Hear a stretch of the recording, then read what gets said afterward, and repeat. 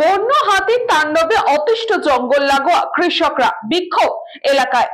জঙ্গল লাগোয়া এলাকার কৃষকরা হাতির তাণ্ডবে অতিষ্ঠ। প্রতিনিয়ত ফসল নষ্ট হওয়ায় তারা একের পর এক বিক্ষোভে সামিল হচ্ছেন। এদিন মরাঘাট রেঞ্জ অফিসে বিক্ষোভ দেখান ক্ষতিগ্রস্ত কৃষকরা। যদিও বিক্ষোভের পরেও বন দপ্তরের পক্ষ থেকে তেমন কোনো উদ্যোগ দেখা যায়নি বলে অভিযোগ। বিক্ষোভ শেষে কৃষকরা বাড়ি ফিরলেও রাতে আবার হাতির তাণ্ডবে ক্ষতিগ্রস্ত হয় একাধিক ফসল ও জমি। বনকর্মীরা সময় মতো ঘটনাস্থলে না পৌঁছানোর ফলে ক্ষতির পরিমাণ আরও বেড়ে যায় বলে অভিযোগ। এদিন সকালে আবারও বিক্ষোভে সামিল হন কৃষকরা। এবার বিন্নাগুড়ি বন্যপ্রাণ রেঞ্জ অফিসে কৃষক গোপাল রায় জানান, মানে উত্তর চানাদিঘা থেকে আমরা আছি, হাতির পুরা অত্যাচার ওই জন্য আসছি। মানে এখানে রেঞ্জ অফিসে, তোমার এই বন দপ্তর রেঞ্জ অফিসে আসছি। এই কারণে মানে আমাদের ওখানে হাতির প্রচুর অত্যাচার, মোটামুটি 30-35টা 40টা এরকম পায়। বললাম আমাদের হাতির অত্যাচার করতে আছে, দুই একটা লাইট দাও বলতে আছে, আমরা লাইট দিতে পারবো না। দুই একটা ফটকাটা এখন বলে কালী পূজার সময় ফটকার বলে পুরা বলে কেরাসিস, এই জন্য লাইট দিচ্ছে না, লাইটও দিচ্ছে না।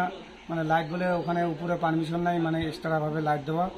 এই জন্য তো তোমার আমরা আজকের থেকে তোমার 3টা অল্প পরও মানে বেশি করব।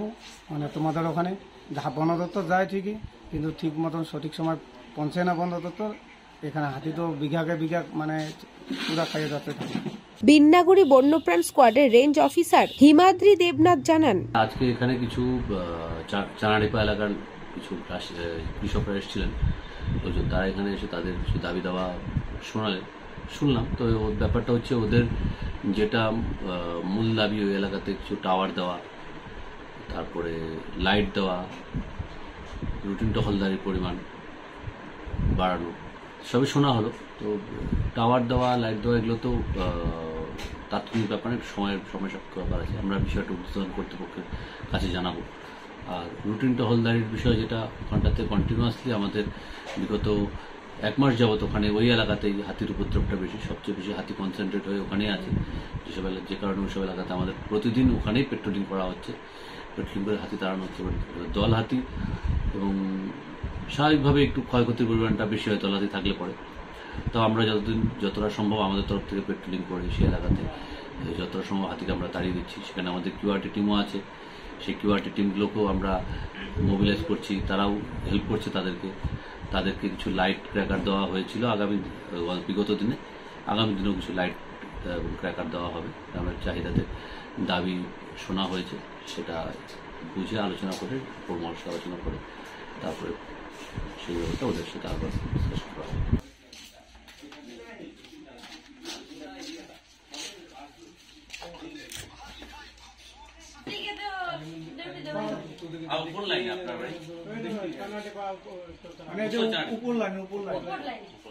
আমরা যে দেখেন যে আমাদের যেটুকু ধান বেঁচে আছে, যেটা চলে গেছে, কিন্তু যেটুকু বাঁচছে সেটা বাঁচানোর জন্য চেষ্টা করতে লাগবে। চানাডিপা এলাকায় বলে একটা টাওয়ারের ব্যবস্থা বা একটা কিছু ক্যাম্পের ব্যবস্থা, যে একটা কিছু ওয়ারলেপের ব্যবস্থা, কিছু ছেলেদেরকে চাকরি দেওয়ার জন্য একটা কিছু তো ব্যবস্থা করতে লাগবে, না হলে তো আমাদের গ্রাম বাঁচবে না। খেয়ে নিচ্ছে সম্পূর্ণ, 1টা থেকে 2টা নেই, একদম 20 থেকে 200 থেকে 300 অব্দি হাতি আসতেছে। ওয়ারলেপে বসে আমাদের আসার কথা, যে কিছু আমাদের গরিব মানুষের জন্য দাবি রাখার জন্য, ওই জন্য আমরা এখানে আসার কথা।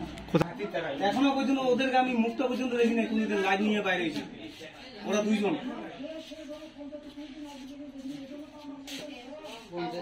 জলপাইগুড়ি থেকে খাদিমুল ইসলামের report, news Banga time. St. Augustine's Day School, Barrackpur. Success for every child. Admission open 2026 to 2027. Contact number 900793 4555.